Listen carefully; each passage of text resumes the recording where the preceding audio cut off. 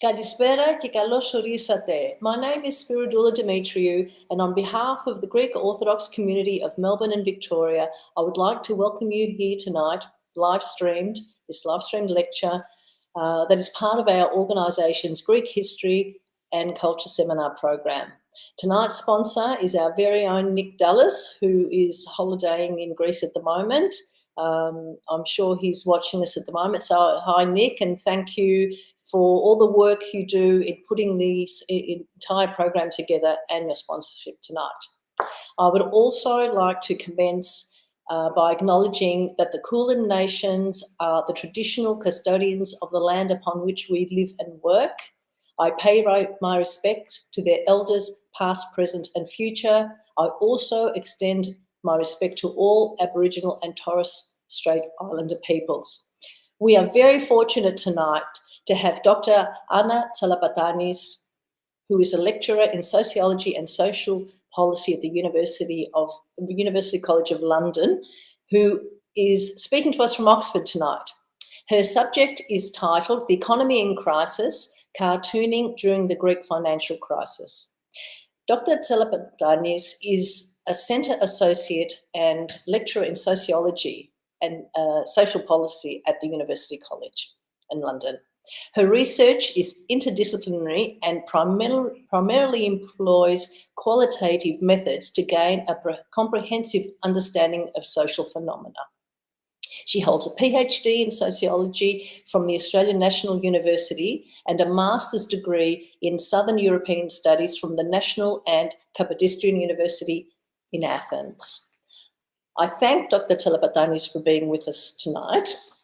And as far as her extensive research experience, it includes anthropology, sociology, geography, law, migration, and globalization studies. Her publications reflect her wide expertise in all these fields. But they're far too numerous for me to mention here tonight, so please look them up at your leisure. In tonight's lecture, Dr. Tsalapatanis will present her extensive research, which involved collecting and analysing cartoons from the Greek financial crisis period that exploded in 2009 and imposed extreme hardship on the Greek population. The economic crisis became a subject of fascination for political cartoonists worldwide. And they employed a wide range of creative techniques such as allegories, visual metaphors, negative stereotypes, and wordplay to explore Greece's challenging circumstances. Dr. Tsalapatanis will examine cartoons from both international and Greek domestic media. She will identify common themes, she'll draw comparisons and explore their significance. Dr. Anna will also discuss the value and importance and the impact of political cartooning and thus shed light on how Greece was portrayed and perceived on the global stage during this tumultuous time in Greek history. I thank her for being with us tonight, and now I hand over the screen to her for what I'm sure will be an edifying lecture. Hi, everyone. Just before I begin, I wanted to say a big thank you to the Greek community of Melbourne for having me here. I want to also thank Nick for providing the funds to sponsor this lecture, as well as Spiridula and Costa, who have made this a really easy process. Costa's been doing the tech behind the scenes, and what can I say? This is a really high-tech setup, and it's an absolute pleasure to be here. So to give you a bit of background, and as Spiridula mentioned, I am a lecturer in sociology and social policy at the University College London, but as you can see, as was mentioned, I'm currently living in Oxford, where I have been based for the last few years. But what I will be presenting to you today is not something that forms some of my core research interests, but something that I've very much approached as an interested amateur. It develops on some work I did giving a public lecture for the Friends of the Australian the Australian Archaeological Institute in Athens a few years ago, which looked at these representations of antiquity within Greek cartooning. But in doing that as well, it was really obvious just the differences that emerge between these two. So what I'm hoping to do today is to give you a bit of a background into political cartooning, hopefully to allow you to see political cartoons in a slightly different way, and also give you a vocabulary to help analyze them in a slightly different way, but in the same time reflect on just how the financial crisis was portrayed and how these different international and domestic audiences have very different approaches to the topic. And I have a lot of slides today. This is a very visually dense talk. And I'm looking very much forward to sharing it with you. So moving on. So essentially this talk will be broken down into 5 different sections, the first of which will be the what and why of cartooning. I'll give you a brief introduction. And considering the financial crisis is now well over a decade, well, it started well over a decade ago. In the second section, I will give you a few brief reminders of what that situation looked like to better kind of refresh your memories, to contextualize some of these cartoons. Next, I'll be looking at the crisis and the way it is portrayed in international cartoons. And in doing so, I want to use it as an opportunity to kind of break down some of those components of the different literacies you require when you consider a particular cartoon. We'll then be moving on in the 4th section, looking at the Greek domestic cartoons, what kind of topics were engaged with within those visual texts.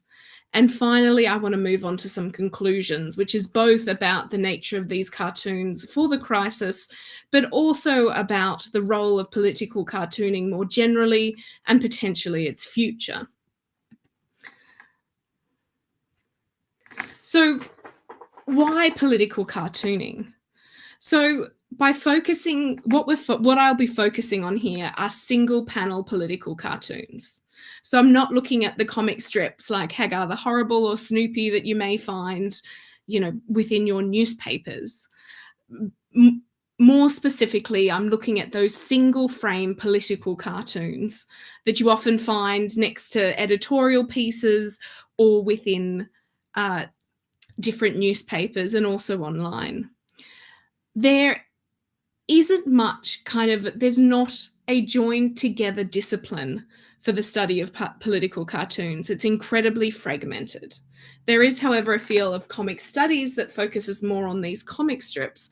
However, political cartooning and analyses of it happen in all different places. You can imagine media studies, looking at more of the journalistic aspects. You have psychology, which may look at various forms of representation. You've then got the artistic elements that are involved in it, the social commentary.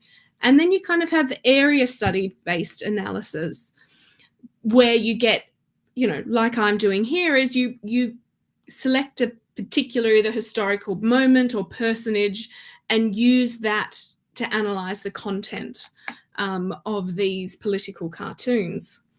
And it's really important to note, and you can kind of see that when speaking about this diversity in the field, the political cartoons are multifaceted. They're journalistic items.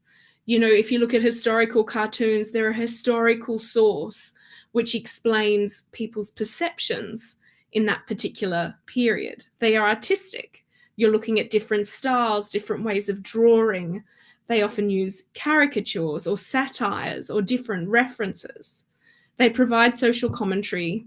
They're humorous, and they're also rhetorical. They contain texts. There's almost a narrative in them as you read them in a popular direction or you analyze the parts. But this all means that there's so much that we can do when we're considering the value or the information that's present in a political cartoon. And this is why those that have studied them speak to this idea of multiple literacies. You need a visual literacy to understand what's being portrayed. You need the textual literacy in order to understand the text, and that may be dependent on the particular culture or language you speak. you then got more of a cultural or social literacy around the content and some of those deeper meaning and allusions that may be involved. Sorry, it's a bit slow. Hopefully that works. So sometimes these political cartoons are also called editorial cartoons. So they do have different names. And it just very much depends. Sometimes those that are a little bit more socially focused rather than politically focused, some may think more in an editorial sense. But there's certainly something that isn't new, and they have been around since the later half of the 18th century, and they first kind of emerged in England. And as I'm sure many of you have seen, those quite early ones were very much line drawings, more like caricatures, and very much involved in the kind of world politics of the era. But of course, they also developed differently in different areas, and cartooning can have very quite different regional variations and styles. And also with the advent of social media, which has something that's been around for a while now, and I'll get into this a little bit later, they've also come a little bit out of context. They're shared via the internet. They then become memes. They get shared via our devices. So they're no longer something that stays static within a particular cartoon page. And as I mentioned before, when you look at them, it is incredibly interdisciplinary. And while this is fascinating, this interdisciplinarity means that it's also quite fragmented and there's no kind of coherent disciplinary base. So you can't go down, there's no kind of journal of political cartoon studies, though there have been kind of attempts to bring all this together. And many cartoons work because they present truthful misrepresentations. They exaggerate something in order to produce a kind of a clearer truth. But as a text, they then allow us to see the kind of broader beliefs and understandings in that context. And they can at once be both social and political.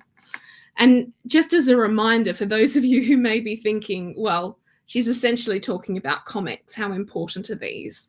It's important to remember that for cartoons, there are many real-world repercussions, such as the Charlie Hebdo shootings in Paris in 2015, where 12 people were killed and 11 injured due to something that was published.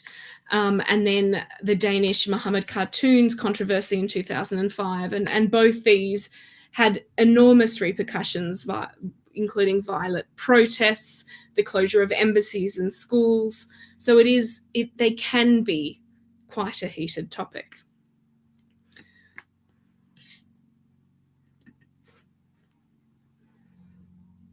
Okay, so many of you, I'm sure, will have your own experiences of the financial crisis. And just like the cartoons that I mentioned, there are very many ways in which to kind of trace this history of the crisis. And I'm going to do this in two ways. The first is going to be kind of an upper level global financial and very brief analysis. And the last will look at the social costs. And the reason I've done this, you'll see later on, as it maps quite well to the different narratives that emerge from cartoons. So as many of you will know, in 2001, Greece joined the Eurozone, which was belatedly because it was launched in 1999. Though in order to join, there was a misrepresentation of their budget deficit, presenting it as lower than it actually was. And we need to remember as well that in joining the euro, it meant that Greece lost the capacity to kind of adjust its monetary policy because it was tied within that eurozone. And joining the euro also meant that borrowing became more easy. The interest rates dropped, money became more accessible, there was an increase in investment. So a few years after that, in 2007, we then see this start of the global financial crisis. And you may remember this begins with the US subprime mortgage collapse. This then leads to a banking crisis, which leads to the bailout of banks and this more generally the tightening of lending. So it then becomes more difficult for Greece to service its debts. And this has kind of ongoing implications. And we know that financial crisis spread way beyond the US to Europe and other parts of the world as well. So in 2010, we had that very first bailout package, where the borrowing costs spiked to such an extent that the bonds were given junk status and the Greece was no longer able to service its debt. And as a result of that, the Eurozone and the IMF provided 110 billion euros in loans. And the Prime Minister at the time, Papandreou, started to implement these austerity measures. And it's interesting, I'm not going to go into it here, but you could draw a very different timeline regarding the austerity measures that were implemented across this period. But at this point, I've chosen to leave this out. So in 2012, we then get a second bailout. So once again, the IMF and the Eurozone offer a bailout package, bringing the total borrowed to 246 billion. In 2015, and some of you might remember the election, so just before the election, Greece defaulted on a $1.6 billion debt to the IMF. Though we don't call it a default, we call it a delay. And this delay made Greece the first developed nation to not pay the IMF on time. But anyway, the new package was taken to a referendum in which 61% voted against the measures.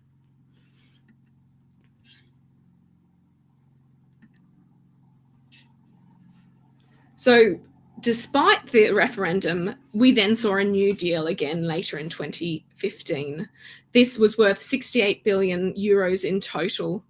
And across the life of this, the IMF, the EU, and the European Central Bank loaned Greece a total of 289 billion. And in 2018, we saw the final expiration of the economic adjustment program, so this third bailout, and we also had a period where Greece returned to growth. And to just give you a bit more context, I wanted to share with you this quote that I have here, which really hits home the kind of scale of these issues. So the Greek economy has now suffered the longest recession of any advanced capitalist economy, overtaking the slump suffered by the US during the Great Depression. In the process, the Greek political system has been upended, social exclusion has increased, and hundreds of thousands of well-educated Greeks have left the country for opportunities elsewhere.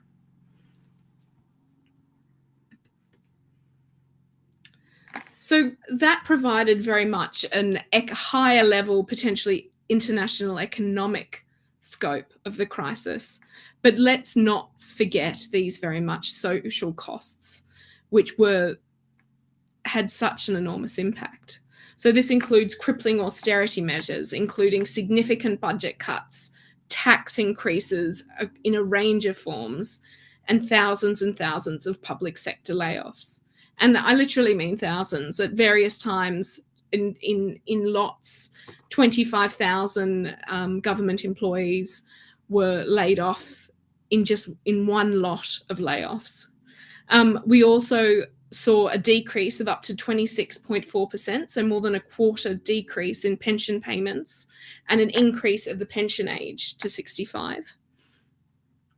In 2016, over a third of the population, 36%, was at risk of poverty. In August 2012, unemployment reached 25.7%. We saw significant increases in homelessness and suicide. It widened income inequality, something that has not yet been resolved. We also saw a drop in public health expenditure by a quarter and a significant drop in the number of people who were covered by health insurance. And furthermore, as mentioned before in that quotation, we also see a significant return of outwards migration and brain drain of the period, which also has ongoing repercussions. So that was the context of the economic crisis.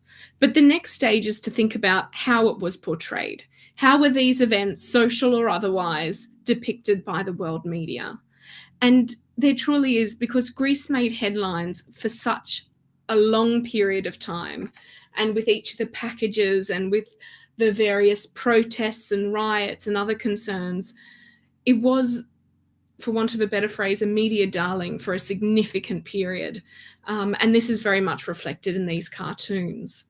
And as you'll see from what I go on to show you, there are so many, and I've had to be quite selective. So something I haven't mentioned is I was living in Greece, doing my master's that was mentioned so kindly by Spiridula between 2009 and another degree and 2012. And then I returned in 2014 for a period. So many of these cartoons were collected sporadically, at least initially out of interest.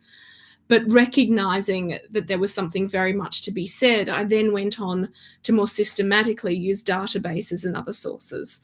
So what you've got here is very much a collection from a range of sources. But I also want to point out, because it is so difficult to collect cartoons, they don't have databases, they don't update them in the same way regular media articles have.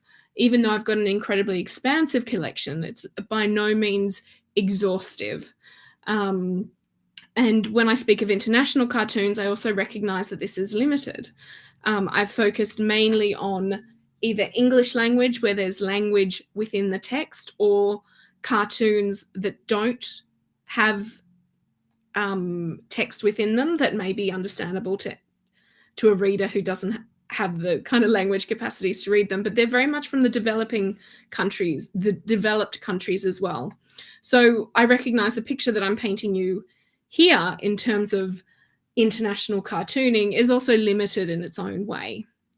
But especially with a talk of about 40 to 45 minutes, it's really impossible to show them all. So what I've wanted to do here is to explore these really common frequent themes, to explore some of the visual imagery, and hopefully enlighten you to the various elements of cartooning through these images. So we have to remember that a component of political cartooning or editorial cartoons is humor, and humor is incredibly important, but it's also short-sighted to see them as just something that is humorous. There's in every cartoon there's some sort of balance between entertainment and commentary, and as you can see with these two, the one on the right, the focus is very much humor. It's not making a very deep political comment. The one on the left, however, you can see a crumbling temple with the euro symbol up top. You can see in the kind of pediment the police using their batons and I assume tear gas against protesters. You've got this idea of ruin that I'll go into a bit further down, because it's something that emerged in, I cannot tell you how many cartoons. And even written across, and you may not be able to see it, but I'll read it out for you. It says grandiose, profligatos, meaning grandiose, profligate, skintos, skint, austerity, Zeus help us. So within that, it's suggesting even the causes of the crisis. So you can see that there's different levels of simplicity and different aims of different cartoons, those that are very much focused on entertainment and others that are focused more on commentary. And what has been amazing in analysing the cartoons of this period is you do get these really replicated themes and ideas, and it probably isn't surprising that the euro coin is one of them. So as some of you might know, the Greek 1 euro coin has an owl on it, Athena's owl, I assume, and it's off an old Athenian 4 drachma coin, an ancient coin. But different authors have taken different interpretations using this coin to express the situation of the crisis. So in the first you see here, you then have the bird. The owl of Athens has died, unfortunately. In the next, we have a 2 euro coin, and I'll speak a bit more about Europa and the bull in the next slide. Someone else has taken the euro coin to be one of a plate, which the Greeks are so well known for breaking. And then other variations on the owl looking very worn or leaving, and whether or not that relates to this idea that Greece may effectively leave the euro or not remains to be told, but it's definitely escaping. So here you see that even though we use common imagery, it really is up to the reader to decode the content and also the multiple layers and cultural references of the content. So taking the one that's roughly in the middle, you have to recognize that's a euro coin. You have to recognize that's a Greek euro coin. The oppa underneath suggests that's about the plate breaking. And then you have this kind of idea of shattered. So there's multiple visual levels associated with it. And once again, as I mentioned, this idea of Europa and the bull, where the word Europe comes from. And there have been very different interpretations about how to express the way that Europe is struggling. And for one, Europa is hauling the bull. We see another bull very precariously balanced on a range of European countries. We need to remember that it wasn't only Greece who was suffering financially during this period. There were concerns for Portugal, Spain, Ireland, and Italy at a point. And another, Greece represented by the column as a weight around the bull's neck. And what's really interesting is, Greece, many of these cartoonists, and some have even gone out and explicitly said, we're just overwhelmed by the rich kind of cultural material that can be drawn from producing cartoons within a Greek context. So as you'll see in the next few slides, we see lots of references to Greek myths and other characters. But what is potentially interesting is these different presentations have reimagined the myths in different ways. So here we have the myth of Sisyphus, which you'd all, I'm sure, be familiar with. He rolls up the boulder, only for it to roll down. So it's this idea of never quite getting there, of struggle. So in the first, Greece is the boulder, and it's the markets that are trying to force it up the hill. But in the second, Greece takes the role of Sisyphus, and it's the debt that becomes the boulder, with the added kind of chain of this idea of it being inescapable.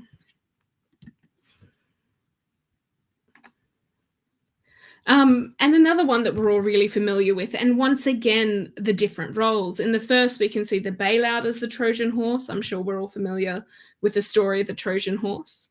And that, Greece in this time is taking the role of Troy. And in the next one, you see that Greece is taking the role of the horse as a possible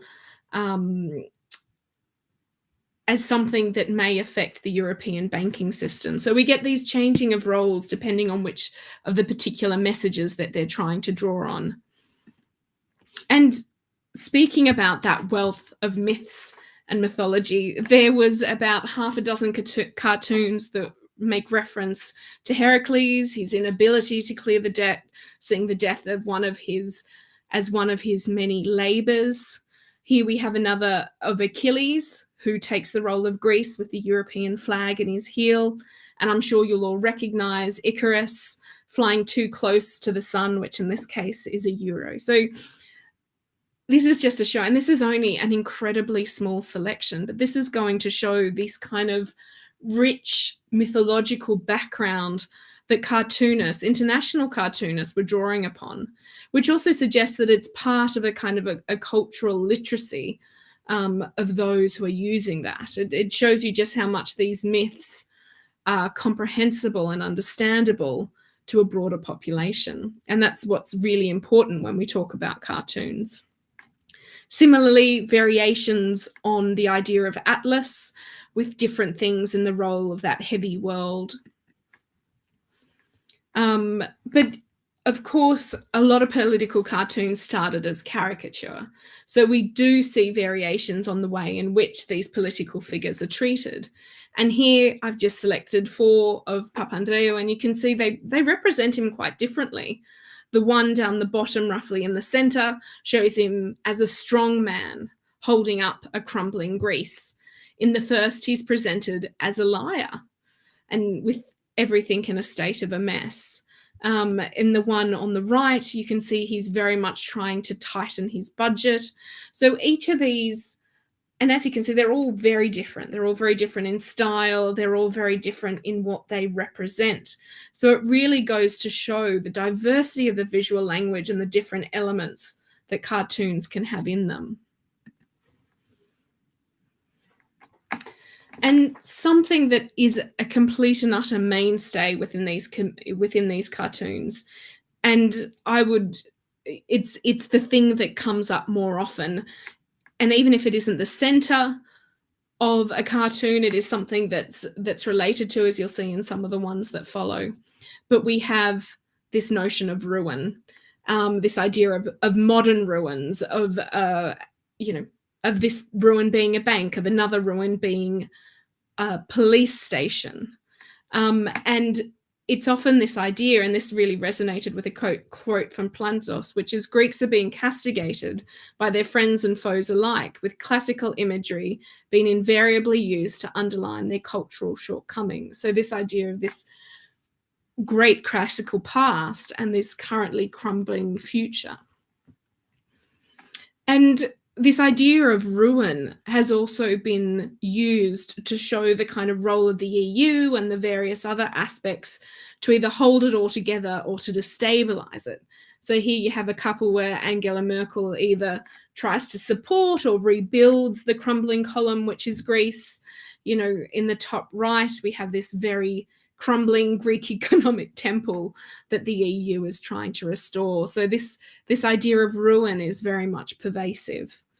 And I'm not going to speak too much about these, but because austerity and the consequences of austerity do play a bit of a role in the later cartoons that come out in a Greek domestic context, I just want to present these to you now to see the kind of lightheartedness that they approach the concept of austerity with, and how this differs very much to the domestic cartoons. There's also, of course, very famous this idea of wordplay. So the Greek ruins are also potentially linked to the financial ruin of the world, the other markets, and the famous kind of Greek marble busts are then linked to this idea of financial busts or going busts. So this very much play on words, which of course only works with an Anglophone audience. Whereas some of these other ones, like the ones that you can see here, are a little bit more kind of language agnostic. You can understand them in a visual sense because they don't include as much text. But a really common theme is this idea of a crumbling historical past. In this case, it's been represented using vases, whether they are very much holy, as you can see with the one with the European money going through and falling out the other side, this kind of idea of a fragile recovery, or this idea of the EU kind of almost problematically trying to piece this together, and once again echoing that idea of fragility. And another one that emerged really, really frequently is this idea of the skovolos, the ancient statue. And many have taken different interpretations of this. As you can see in the first, it's this idea that the discus, the impact of Greece, will then have an effect on other countries. The one on the bottom left, you then have this kind of idea of repair. And in some of the others, you have this idea of contagion or possible effects in other parts of the world. And it's interesting to see that different artists took very different takes. So these two cartoons are by a Slovakian artist, produced on different days, so potentially responding to different crisis events. But you can see their representations are similar yet incredibly different. So the one on the left shows a Greece that's potentially overindulged, they're struggling, they're overweight, there's a lot of issues with their health that's problematic. Whereas the one on the right doesn't show those elements and shows the country just struggling under the weight of this euro. So it's very much interesting to see how a singular concept by the same artist can be taken to essentially mean very opposite things. The first assigns blame to Greece, and the second, I would suggest, assigns blame to the euro. But this is one of the truly wonderful things about political cartooning is it also depends on the reader. Some of the comments that I'm telling you here, there's a lot of people who call cartoons polysemic, in this idea that they contain many different meanings, and that can very much depend on the reader. And something that's really common in a lot of these cartoons as well is this kind of moralizing aspect, this idea, and going back to that the overweight discus thrower, this idea of somewhat gluttonous, overindulgent Greece that's now either suffering or not quite suffering enough.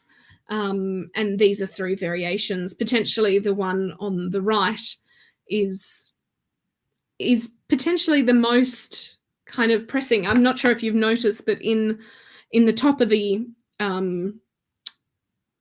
temple, you can see this kind of wine and food and this kind of gluttonous atmosphere while this is all being supported by the European taxpayers. So it's very much making a very strong case around who's suffering and who's not, that is very different to what you see in the domestic cartoons. And of course, this kind of presence of the Greece's ancient heritage used in very different ways. This idea of, of course, the Venus de Milo, putting her back together, but also bringing out in the one on the right, this idea of tragedy, this idea of the help being given does not necessarily fit with what is precisely needed. And I wanted to include this. It is not about political cartooning, but it makes a really interesting point. So as I'll read it out and then explain it a bit. So this was from a very short article in The Economist that's called A Tragic Cover Star. And it says, for a relatively small country, it is a rare distinction or misfortune to make the cover of The Economist. Greece, however, has managed the feat no less than 9 times over the past 5 years. It first made the grade in 2010 as its sovereign debt crisis spiraled out of control. Frequent trips back from the brink of disaster have been responsible for repeat cover performances, as has the occasional bailout or election. One suspects there may be more covers to come, although not too many, we hope. Our stock of available metaphors is looking as depleted as the Greek bank vaults. So obviously this is a little bit tongue-in-cheek, but it is true. This reinforces 2 elements that I want to kind of end with in this discussion of international cartooning. And the first is the kind of wealth of imagery that can be used to describe Greece. And the second is how frequent representations of Greece were in the media during this period. And also the incredible different messages. If you look through those different cover pages, they're telling very different stories, using a great deal of different myths. They're portraying different characters in very different ways and telling different stories depending on the particular period in which this was held.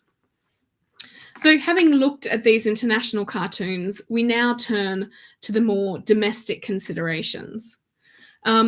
And the domestic cartoons are incredibly different to the ones that you have seen. And that's not to say that there aren't some similarities that I'll discuss a bit later. But they really did grasp onto this more social cost. And at the end of the day, they're speaking to a very different audience. They're speaking to a domestic audience. And before I go on, I think it's really important to say that Greece has a very well developed political cartooning culture, and there's some quite famous political cartoonists. They are vocal, there's artistic shows. This is something that's very mainstream and present within Greece. So it's certainly not marginal. So the first 2 examples I have here kind of really show these social costs. The first, instead of depicting the European stars, shows a man digging through one of the dumpsters, which speaks to that idea, those ideas and those figures of social costs around poverty, potentially of homelessness, and those other social implications of the crisis. For those of you who may not speak Greek, this cartoon came out over the new year of 2013 and 2014. And the year 2013, in kind of passing over the torch, asks, where is 2014? And the year 1941, which was, of course, the year of the occupation, says, I'm available. He's replacing the year 2014. And this idea of occupation, especially relating to kind of images of Germany and Nazi Germany, is something that emerges time and time again within the domestic cartoon. And that's something that is represented in a great deal of ways. Many of you will be familiar, well, potentially all of you will be familiar with the no of the Prime Minister Metaxas to Benito Mussolini, and which is now one of Greece's national days, and it's a very proud moment. And it's this idea of, while we have this kind of rich and strong past of saying no, in accepting these measures, we are saying yes. And in the cartoon on the left, it says, Frau von Merkel, the Greeks have finally matured. They're not saying no to the German occupation. So it's really reflecting a very different kind of historical category and myth within these domestic cartoons. And similarly, these ideas of occupation on the left, we see them, in this case, the IMF and the EU coming into Greece in the same way the tanks did. And then on the right, Memorandum Maffrey, looking at it refers to a statement that was above many of the concentration camps, including Auschwitz, that was kind of like labor or work makes you free. So that's what's represented there. And this is something that you see time and time again. So here we have the Greek translation of it here. And the comment is that, sorry, it's overlapped by something in my vision, but that they're being worried about the opinion polls because 80% of those that are currently currently held have started to understand that they have been kind of locked.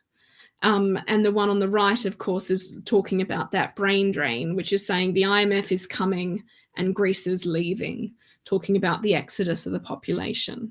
So, this is something that was not only emerging within the cartooning of the time, but was more generally within the media. So here are 3 different newspapers from the time where you can see these, this kind of Nazi imagery, this kind of referring to the occupation emerge. And yes, very much they aren't the most reputable papers in Greece by any matter or means, but you can just see within the kind of cultural imaginary, this idea of occupation, this idea of reliving German control and echoing some of those more historical implications.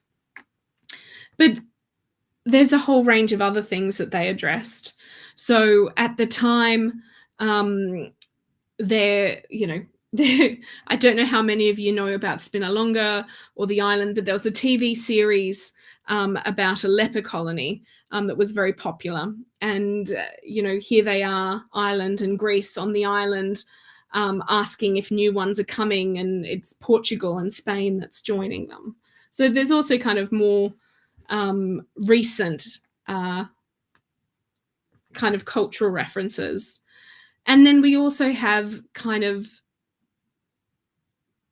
statues, items of the historical past, whether near or otherwise, being reappropriated.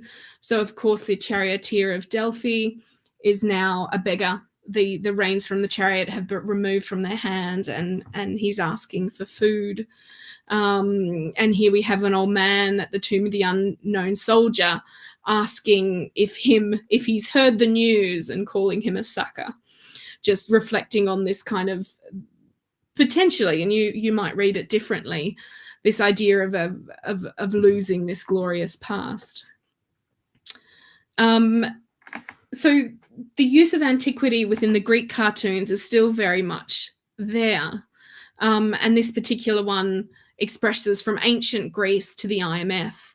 And you can see through the footwear this kind of transition from an illustrious ancient Greece to what is unfortunately suicide. And then, this is coming at a time where there were clear reporting about a rise in suicides, and including some very public suicides, including a man who took his own life in Syntagma Square. But returning to this idea of antiquity, I want to cite from Hamilakis, who was talking about older cartoons, Greek cartoons, and their references of antiquity. And he says that cartoons and antiquity are not involved in a simple relationship of representation. Theirs is rather a relationship of engagement, a relationship of veneration and submission, which constructs a reality where the dividing lines between the past and present are blurred, a reality which is structured by a powerful symbolic order of national memory. So also referring to these very domestic ways around how Greece presents itself, how it presents itself to children through the national curriculum, through other national elements, and the importance of the past in external memory, but also in kind of Greek domestic memory as well. And there've been some quite amazing texts that have been written around this. And in the same context, one of the concerns was about Greek culture at that time, because you have things being sold in order to make money for the government. You also have a mass layoffs of people like the state archaeologists. I think at one time 1,500 state archaeologists, if memory serves, were fired. So here we have a cartoon where Papandreou says, "I'll never sell the Acropolis." And the flag replies, "Oh no, we've lost Delphi." So it is very much kind of a cultural concerns as well. And these were echoed more broadly. This did make it into the international media, and this particular organization was very vocal in trying to get support from elsewhere. We also have others that are more text heavy, and because I'm running out of time, I won't necessarily go into them, but these recognize the impact of domestic politics. On the left, we have one that kind of recognizes the misbehavior of the past, and potentially this being some of the reasons why this has happened. But to kind of draw this all together and is a form of conclusion, you can see that both sets of cartoons have captured different representations of the financial crisis, but these perspectives are incredibly different. So you see the representations of austerity in the international cartoons, which are light, which is about, selling ancient ruins. But it's really in the Greek ones where you get this focus on these social costs. And this very much speaks to these particular audiences, and functions as a political cartoons can be understood in different ways, but also they relate to a particular audience. So they reflect this, as D'Souza and Medhurst has said, collective consciousness of their readers. So in many ways, there are global elements to them, as you can see with the international cartoons, and these replications of use of metaphors and things like that. But there's also a strict localism for it. You don't see this replication of images in the same way in the domestic cartoons as you see in the international ones, and which very much makes sense, because for those who are cartooning from a Greek perspective, they are living these experiences of financial crisis and kind of reflecting on the social costs, which are an everyday reality for the locals. But going further, I wanted to reflect also just generally on the future of political cartoons, editorial cartoons. We've seen a rise of social media. Things are being circulated in different ways. These cartoons don't necessarily get circulated next to the piece they may have been accompanying. We've seen a significant decline in print journalism. and something that we're trying to grapple with as academics at the moment, and I'm sure much more broadly, is the kind of future of AI. And we've had cartoonists come out recently being very upset over the possibilities of AI in mixing and reproducing their work in different ways. And as an interesting exercise, I put in Greek financial crisis cartoon into an AI image generator, and these are, I don't know what conclusions we can draw from these, but I thought they were quite interesting. Essentially, there seems to be a lot of older men in financial crisis cartoons, according to this particular image generator. But it's really important to reflect on just what we can do with political cartooning, reflect on the messages that they share, the kind of hints that they give to our common cultural backgrounds, but also thinking about what the future may hold for them. And yeah, that's where I'd very much like to leave it. I want to thank you so much for listening to this talk. It's something that I've been thinking about for quite a few years now, and I hope you have found it as interesting as I have. Oh, thank you so much, Dr. Tsalapatanis.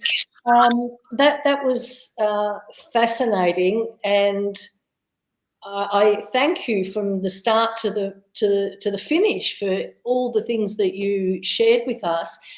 For example, you've reminded us that the Greek economic crisis was part of a global economic crisis, and we felt the sting of the castigation here in Australia as Greeks. And I'm just wondering, do you think other economies were castigated as severely as the Greek economy was, proportionally? The victim blaming. It's interesting, the cartoons that you presented at the end, the artificial intelligence ones, because just immediately I thought, oh, look, here are the banks being criticised a little bit here. The misrepresentation of the budget deficit. So that's interesting for me. Do you? And the other really interesting point for me was the trauma for Greek people of the occupation, of the impact of the Troika arriving in Greece. You brought that home to me as well. But do you think that other economies were castigated as severely as the Greek economy was? Or was it because the Greek economy was the first that sort of bailed, so they became the focus? Well, to be honest, it's a little bit of both. They certainly didn't escape, and quite a few people at the time were using the acronym PIGS, which is Portugal, Ireland, Italy, Greece, and Spain at that time, which were all the economies which were causing trouble. So you do get other cartoons that I haven't necessarily included here that kind of combines these groups together and makes comments. Look, there's no doubt that Greece suffered the worst and was also the one potentially most at rest during a lot of that period, and therefore was more represented within these cartoons.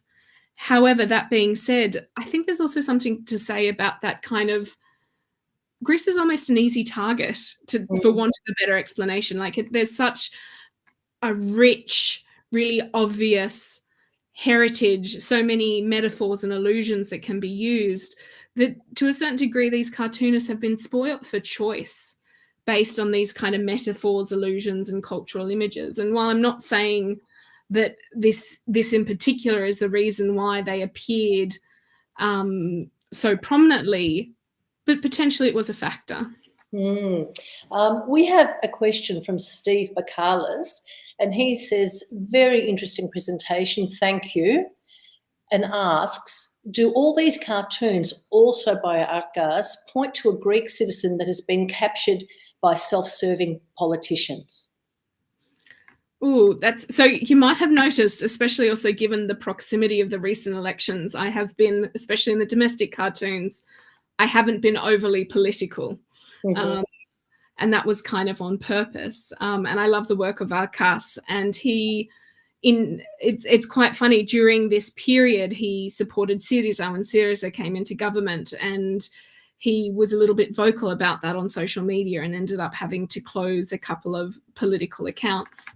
Having said that, and he does kind of present this image in many of his cartoons of kind of Greeks as dupes and in different ways, but you will often find the same cartoonist presenting, like that Viskovolos, the two very different interpretations by the same cartoonist of a similar thing. So there has been variations, and he's certainly not the only one that's done that, but they do very much exist. But it's probably is important to point out that I didn't want to get too much into domestic politics, and reflecting back also on that crisis timeline, it would have been just as easy to plot the various governments and their actions and their various austerity packages.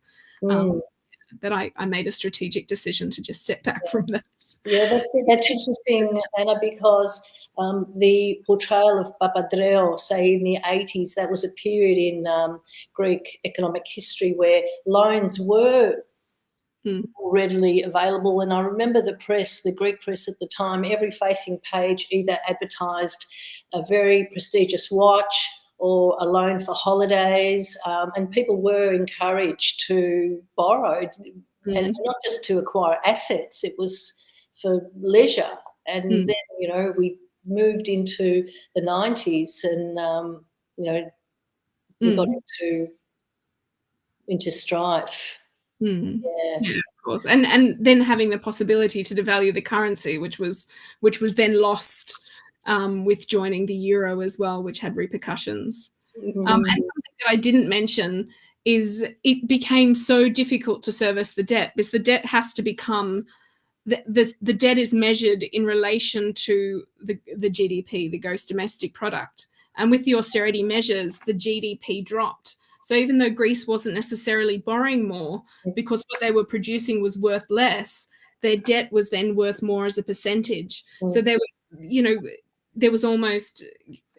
were these really difficult structural issues that just made a situation worse, not better, which led to all these social costs. And we've got a question from Fotinik Leftogiannis. Do you have any views about the impact of the recent elections on the commentary going forward? And she apologises for touching upon the political issues. I'm going to thank you very much for the question, but I don't think I will delve too deeply. Only to say that the current Prime Minister seems to be quite a darling. There's been a fair bit in the international press at the moment, in terms of the international media, about what has been done recently to help Greece's recovery post-crisis. Domestically, I don't particularly want to weigh in that, especially recently. There was really interesting election results. I saw someone on Twitter share the election results from those who voted from Australia. Yes. Very different to other parts of the country, which is potentially, worth saying. And from your experience, and it hasn't got to do with any of the cartoons you showed us tonight, but what about the cultural landscape since the economic crisis? I know, we had the brain drain, but there's also been a movement of people moving back to the country, hasn't there? And there seems to be a big resurgence in traditional crafts and food movements. Even the wine industry too seems to. Is that your view? Can you tell us anything about that? Not that I'm saying that that's a positive aspect of the economic crisis by any means, but I am interested in, this change. Do you think it's directly related to the economic crisis, or do you think it's part of the, just people wanting that change? I would argue, I'm not an expert in this, but I would argue that it's also something that's broader than just Greece.